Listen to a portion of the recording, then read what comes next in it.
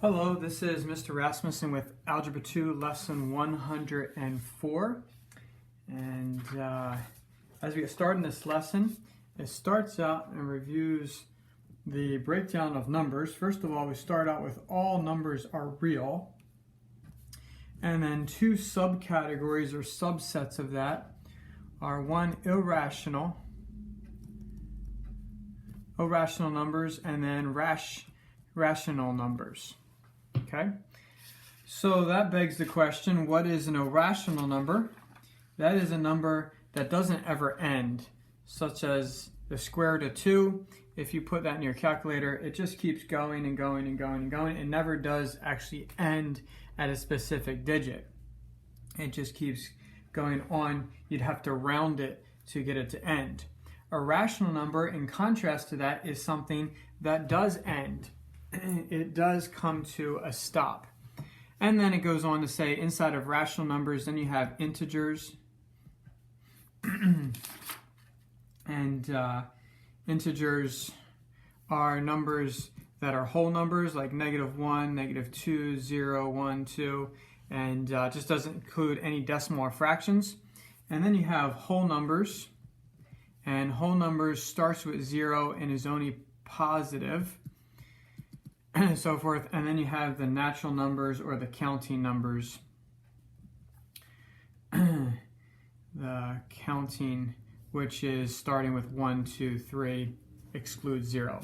Okay, so in today's lesson, they give us several numbers here, and we're proving that they're rational, that they do end. And the way that you do that is you can write any rational number, you can write as a fraction. So if we look at example 1, it says show that 0.00314 is a rational number. So we can write that as a fraction by simply writing 314, and we got to move the decimal place 5 places to do that. So if you write it over 100,000, there we go. We've basically multiplied the top and the bottom by 10 to the 5th. And so basically how we do that.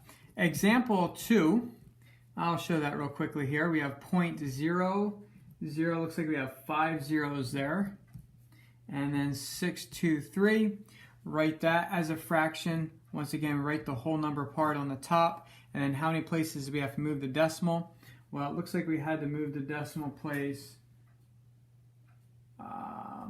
8 times to do that. So if I put 8 zeros up here, there we go. We basically have 623 over 100 million. And that proves that it is able to stop and is a rational number. Okay, gets a little trickier when we get with repeating decimals. And this shows that when you do have a repeating decimal, a certain number that repeats in a set pattern, it actually is a rational number, not irrational, even though it keeps going. Example 3 says show that 0.016 and then repeating 23 is rational. The way we do this, a little tricky, we're going to write that the number is equal to 0.016 and then 23 repeating. And I'm going to draw a line right there. We're going to move the decimal place over to the right enough to fit in all of the repeating parts. So in this case, there's 2 numbers in the repeating part. I got to move my decimal place over 2 places. So if I do that, it's going to look like this, 1.623. See how the decimal place was here? Moved over 2 places. And I'm going to make that equal to n. Now I got to keep both sides of my equation the same. So if I move my decimal place here 2 spaces, that's the same as multiplying by 100. Then what I'm going to do is I'm going to subtract the top and the bottom from the top. Okay? So start over here. We have 13 minus 6 is 7. Oh, we had to carry 1 there, so that's 1. That's 0 here. We had to borrow. And then 6.10, and that's equal to 99n. Then if I divide both sides by 99, then I've got my n by itself. I'm not quite done yet. the last step here is to make this top a whole number, and so I gotta move my decimal place 3 spaces. So there we go, something like that.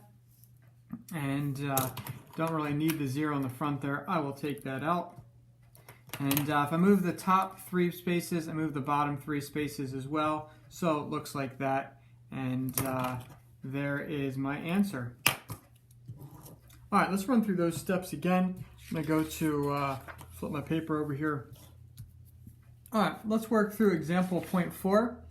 And then I'll move on to the practice problems. Okay, example 4. We have 1.0031, and then my repeating part is 543. All right, to set this up, I'm going to write the numbers equal to that. I'm going to look at how many decimals are, or how many places are in the repeating part, and that is 3. So it means I need to move this decimal place 3 places to the right. So if I do so, then my decimal place is going to be there. So it's going to be 1,0,0,3,1,5,4,3.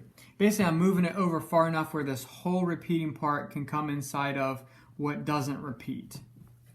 What is different.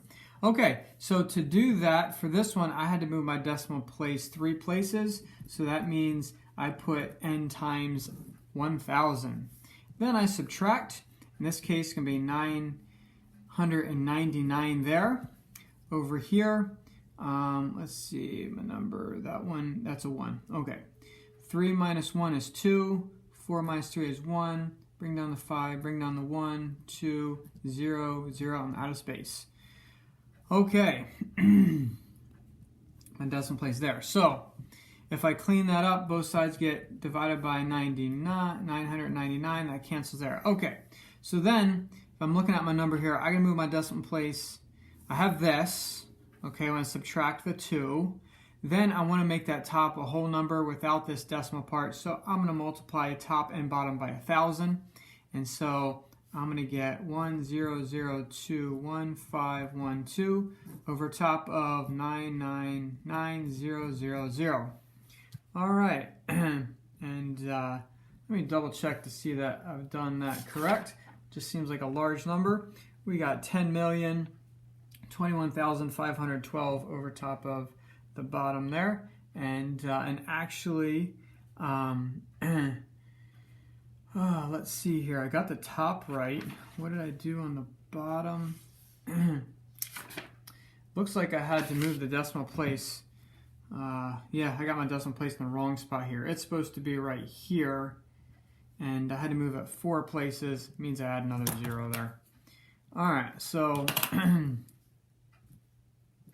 there we go. Have a decimal place. There's 4 places here. I had to move 4 places, and so added 4 zeros. And there's the example number 4. Okay, if you notice in example number 5, for that one to work out, all you have to do is move the decimal 1 place because there's only 1 repeating digit. Okay, let's look at practice problems. Go ahead and try these yourself, and then check your work with my work here. The first one is 0.00000, 5 zeros, and then 513. Show that. Well, we got 513. How many places do I have to move this? I have to move it 8. So I'm going to have 8 zeros there in my answer for 100 million there as far as the fraction. Okay, B. B is the one that's a little trickier. Let's work through that one. We have 0.015, and then the 24 is the repeating part. Okay, so that's equal to my number. To get my whole repeating part in there, I'm going to move my decimal place 2 places. So as I go up, I'm going to have 4, 2, 5, and then my decimal point, and then the 1. Okay, so I moved the decimal place over 2 places, wrote that up top. That means I had to multiply by 100. There we go. Okay, so subtract. I need to borrow 1 there. I get a 905.1. Okay, and then this is 100 minus 1, which is 99n. Then divide both sides by 99, get my variable by itself. There's my answer, except that it's still got a decimal in there, so I'm going to multiply top by 1,000 to move that decimal place 3 places, and the bottom by 1,000. So 1,509 over top of 99,000 is my correct answer for that, to show that you can write it as a fraction, thus a rational number. Okay, feel free to text me if you need some help with that. Have a great day.